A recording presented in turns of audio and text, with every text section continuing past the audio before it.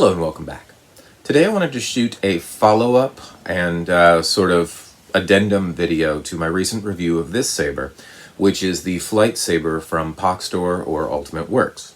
Now the Flyte Saber features their Flyte board or their Ultimate Works Light soundboard, which is their ECO, which stands for economy board, their low-end soundboard that you're starting to see in a lot of the other sabers that they offer as an option. So when I shot the video review of this originally, I said some things about the Flyte board that I wanted to go back and touch on and correct. First off, this thing comes with 6 preset sound fonts. Okay, those sound fonts are Ahsoka, Revan, Pre-Vizsla, Luke, Obi-Wan, and Kylo. All right, those sound fonts are pre-programmed into the board, and they feature hybrid smooth swing. Hybrid smooth swing means that when you're moving the saber slowly, it gives that sort of rumble of the smooth swing, and when you move it fast, it keys in with an actual swing sound. So let me demo that real quick. Okay, smooth swing.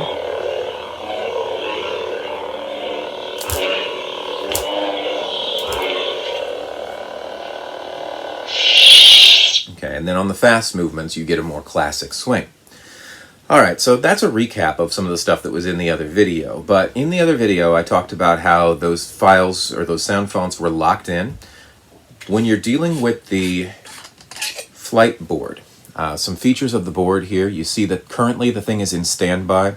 When you unscrew the pommel, or the lower section of the hilt, you're unscrewing the speaker.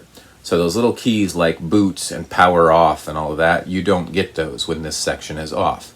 But if you have the lower section off, you can see this green LED on the board right there is indicating that the saber is in standby.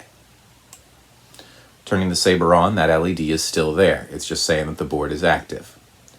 Okay, if I plug this thing in to charge it, there is an orangey yellow LED up here that will come on to indicate that it's charging. You can't see that LED through the hilt, so you can only see it if the hilt is off.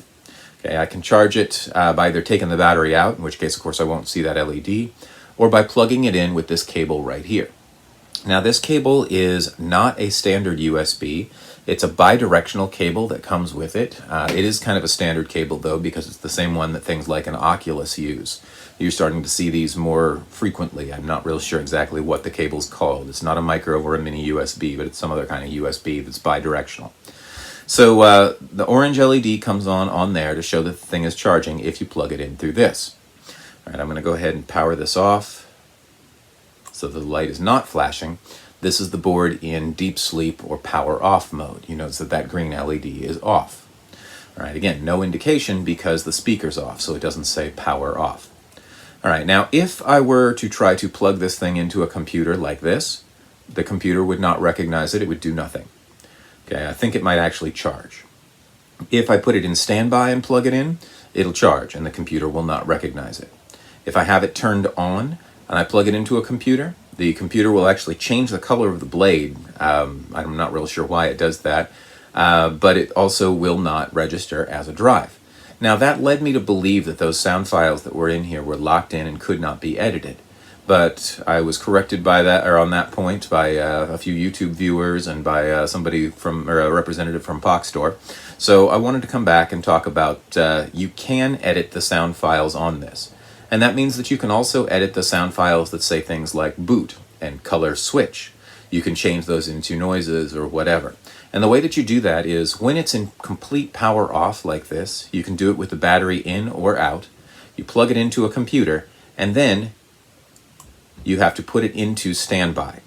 Okay? If you put it into standby mode from deep sleep while it's plugged in, the computer will register it and it's going to come up on your computer like a flash drive called UW Works Saber or UW Saber or something like that. Basically, it indicates what it is. And you can get to the 6 sound banks. You can also get to the system sounds, which is where the boot and the color switch sounds are.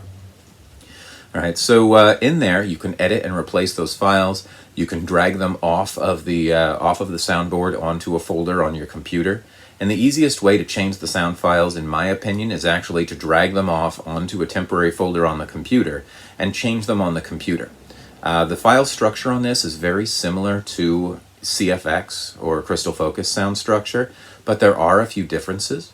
So what you're going to want to do is take the sound font that you want to put on there and move the files over and make certain that they're named the same as the files that are on here already. If they're named the same, they're going to replace those old files and the board's going to read them just fine. So you're basically plugging other things in place of what's already on the board. Now, one thing about that hybrid smooth swing, because it's also been brought to my attention, people are saying hybrid smooth swing is something that I had only ever seen on Electrum Sabercraft sabers before. But it's been brought to my attention that CFX and Profi can have hybrid smooth swing. Thing is that they don't come pre-programmed with that. You have to know how to put that on the board. For instance, I have a CFX board right here. Okay, this is more or less the stock files and the stock programming that's on there. I've got the cat font on this. The cat font has within the font itself a purr for the smooth swing and meows for the actual swing sounds. But it's not set up to use those accent swings or those swing sounds. So if I move it, I get the purr, and no matter how fast I move it, all I get is that purr.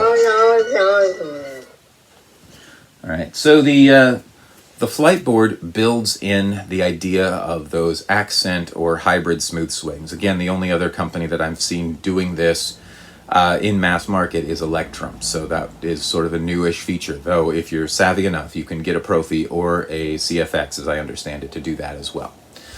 Alright, so this is a pretty versatile board, as I talked about in my first review of it, and a very versatile saber. It's very well weighted, and it does give you the customization options, which is something that you don't generally see in an eco board, though you can do it with an LGT as well through a very similar process. Alright, so hopefully this update has helped clarify some points from the previous video. I don't like to release things that have incorrect data, so I don't have to do this very often, but I wanted to come on and clear up some things and correct some things from the previous video.